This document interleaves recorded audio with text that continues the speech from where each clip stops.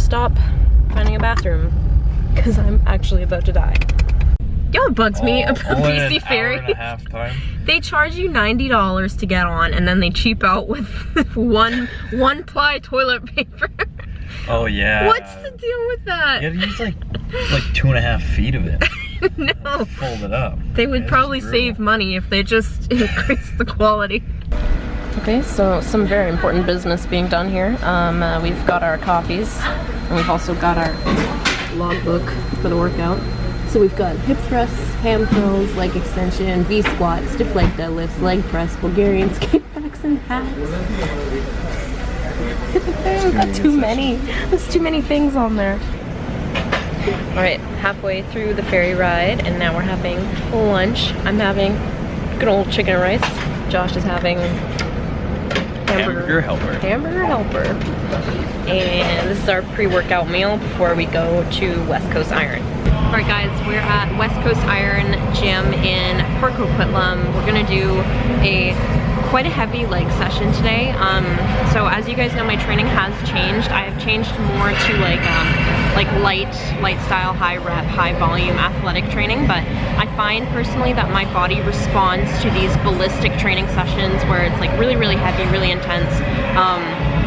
It's not in my training program, however, I'm doing a bit of an experiment with myself, so I'm introducing more food and my calories have been increased, and I'm also just gonna introduce a few heavy days here and there just to I find that I really spark muscle growth when I push myself very, very hard and when I go very heavy. I had one heavy training session and I took measurements and my glutes actually grew half an inch to an inch in like a week. Like my body just adapts like crazy. So today we're gonna be hitting glutes really, really freaking hard. I'm excited because this gym is incredible for leg day. It's known as like the leg day gym, and I'm just super stoked to be here. I'm just actually sitting right beside the IFBB Pro wall, and I'm really hoping one day I get to sign it.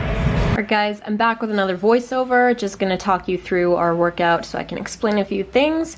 First exercise we're doing is barbell hip thrusts. I actually like to start my workouts with barbell hip thrusts.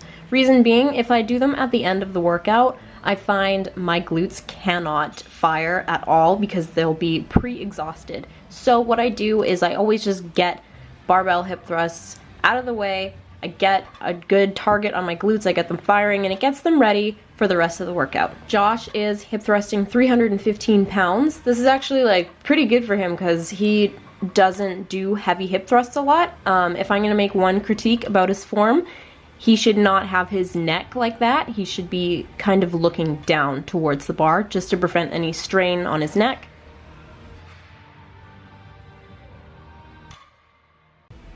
Alright, next exercise we're doing is just a lying ham curl. We wanted to target hamstrings before moving on to some more compound lifting. One thing I will say about these is for form, you really want to make sure you're pushing your hips into the pad and don't let your glutes lift up at the top of the movement, because that'll be putting your lower back to work, and that is not what you want to be doing. You want to be working your hamstrings and your glutes.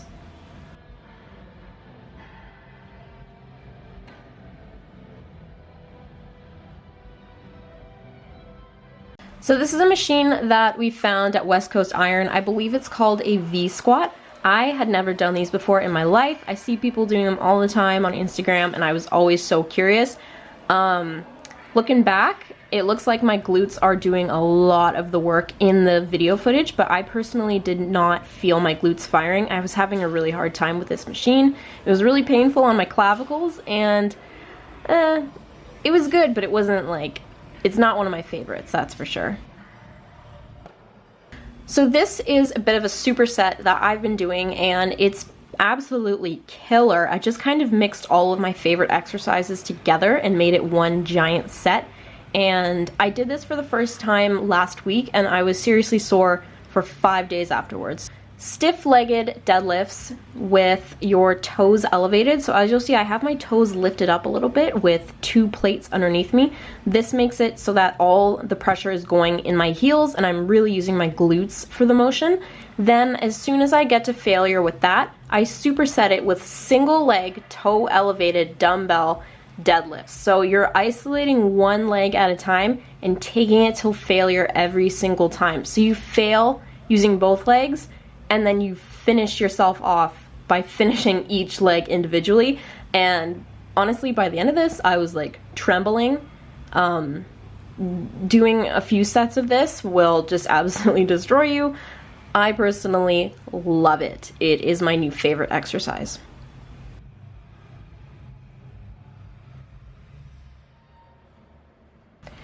This is Josh's big boy moment. He was, I think we had 9 plates aside for him. We found this really cool leg press where you're at a different angle, and the part where you press, it's much higher. So it actually, I think it was called a squat press. That's the machine that we were on. It definitely targets your glutes way more. You can change where you want it to hit depending on where you put your feet. Josh has his feet a little bit lower than I put mine, just so he wanted to target his quads a little bit more. And for me, since I don't want to be targeting my quads and I want to focus on posterior chain, I have my feet a little bit higher. This machine is positioned to target glutes and hamstrings anyway, so I really felt it, except for I had to have kind of like a death grip on the machine so that it wouldn't like push me forward. But I found what really helped when I was doing these is I would engage my glutes at the top of the motion. Like I would flex them as I was sitting, and then I would go down and I would feel the muscle fibers actually stretch.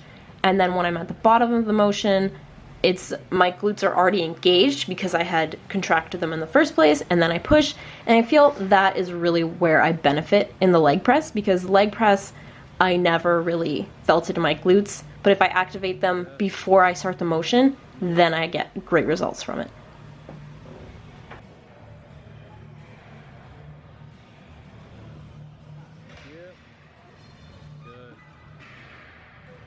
This was another cool machine that they had, basically like a kickback machine. It's essentially just like the same as like a cable kickback, except for you're putting the weight behind your hamstring instead of like attaching a cable connection to your ankle. It was really weird. I was only having one glute firing when I was doing this, so I feel like this would definitely be a cool machine to incorporate, because clearly I have an imbalance there, and by doing unilateral work, that'll work out any imbalances.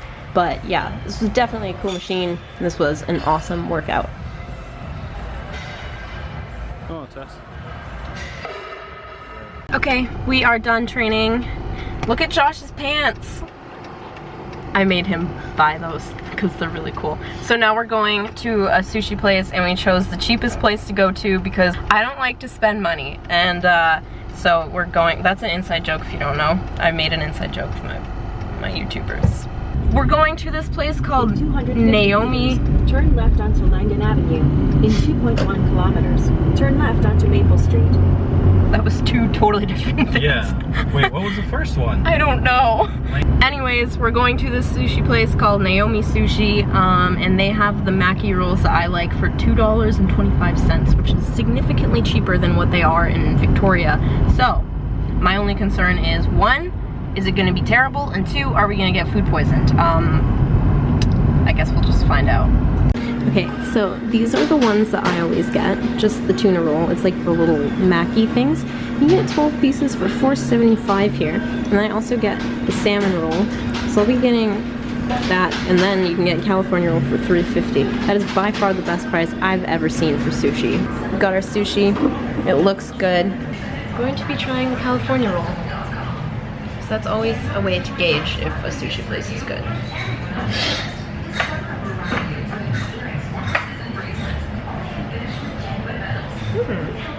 Okay, this place is really good, and we're probably not gonna get food poison.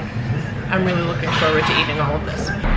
Okay, so my total after the tip was $11 something, which is like $10 less than what it would have been in Victoria. So where we're going to go is this like I mentioned earlier, biggest mall in BC, to Wasson Mills. And we're just gonna walk around. Hopefully they have a big Christmas tree set up, because that would be really cool. So, yeah.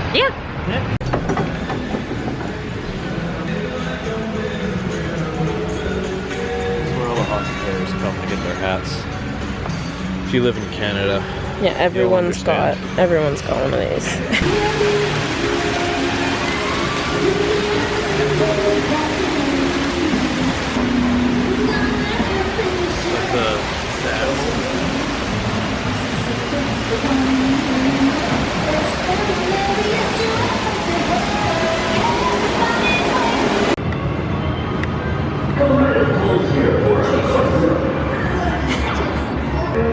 This reminds me of that one part in Paul Blart where he goes into the arcade. Jeez. Oh my god, is that a Lind store? Can we go in there?